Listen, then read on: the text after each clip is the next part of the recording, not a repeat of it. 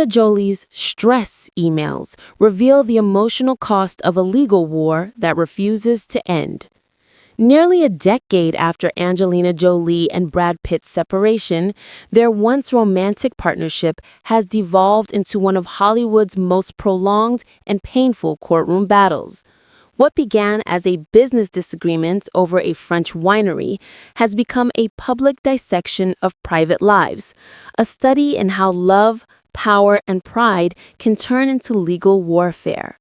The newest revelation, an email in which Jolie admits to feeling stress and getting sick from worry, has peeled back the final layer of restraint, exposing the toll this conflict has taken on her as a woman, a mother, and a public figure.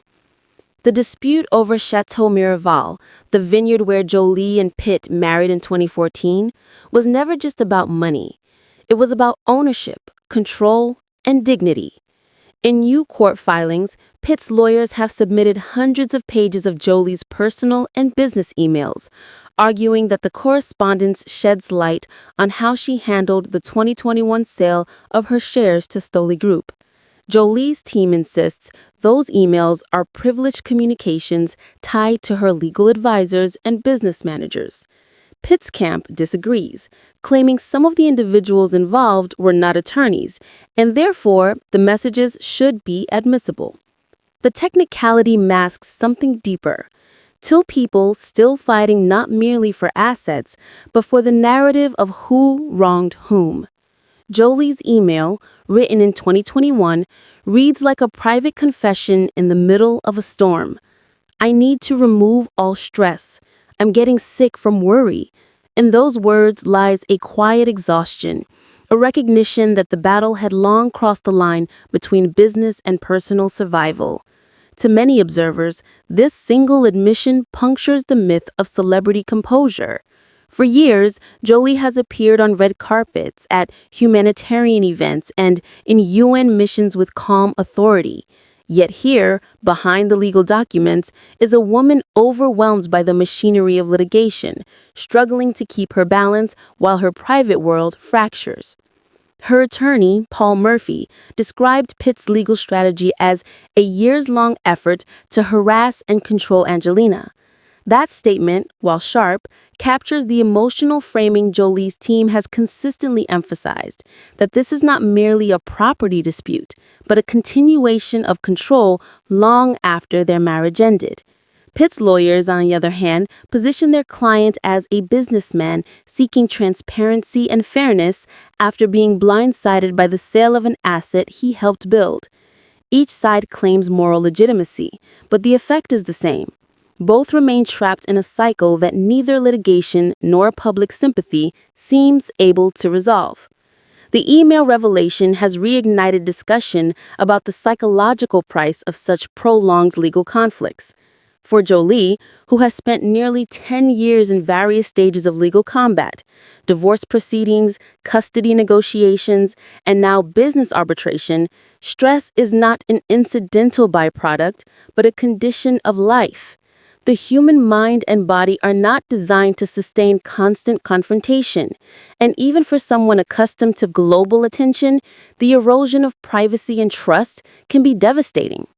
When Jolie writes about needing to discuss better support, it is less a strategic statement than a plea for relief, a sign that the relentless scrutiny is no longer something she can simply absorb. What makes this conflict so symbolic is its dual nature. On the surface, it is a corporate lawsuit involving valuation, contracts, and shareholder rights. Beneath that, it is a deeply human story of two individuals unable to coexist even in separation. The legal briefs, the procedural hearings, and the press statements are only the outer shell of a far more intimate drama. The collapse of communication, the persistence of resentment, and the fear of vulnerability. Each new filing reopens the wound, making reconciliation impossible and closure increasingly remote. The upcoming hearing on December 17th, followed by a full trial in early 2027, is unlikely to end the emotional stalemate. By then, Both will have spent millions more on legal fees, and their children, once small witnesses to a fairy tale wedding, will be adults, shaped by years of headlines about their parents' hostility. The emails now at the center of the case are more than evidence. They are fragments of humanity stripped bare by litigation. They reveal that behind every polished statement lies fatigue, and behind every strategic move lies the simple truth of two people who once loved each other and can no longer speak without lawyers mediating the words. In the years since their split, both have been redefined. Jolie has become almost spectral, retreating from Hollywood premieres to focus on her children and humanitarian causes. Pitt, conversely, has leaned into reinvention, starring in Bullet Train, producing Blonde, and even entering Formula One-themed cinema. Yet the shadow of Miraval lingers behind every headline, every interview. The public's fascination reveals something uncomfortable. We crave both the fall and the redemption of our icons. We do not want them perfect. We want them real. And in this relentless saga, Jolie and Pitt have given us the rawest form of reality imaginable, pain, without closure. One could argue that the most haunting document in the Miraval case is not the deed or the financial statement, but the 2021 email where Jolie confesses exhaustion. It is the moment the myth fractures. The humanitarian superhero turns human. I feel I am getting sick from worry. There is no cinematic flourish in that line, no metaphor. It is an admission from a woman carrying too much for too long. In another section, she laments being the perpetual giver. It's not for me to have to worry that I am always responsible every year no matter what. Her fatigue is not just financial. It is existential. For years, Jolie's image has been tethered to self-sacrifice, whether adopting children from war-torn countries or advocating for refugees. But self-sacrifice, when unreciprocated, corrodes the soul. Perhaps that is the tragedy of the Brangelina myth. Two altruists undone by their own ideals. The next key date, December 17th, will determine whether Pitt can access more of Jolie's communications.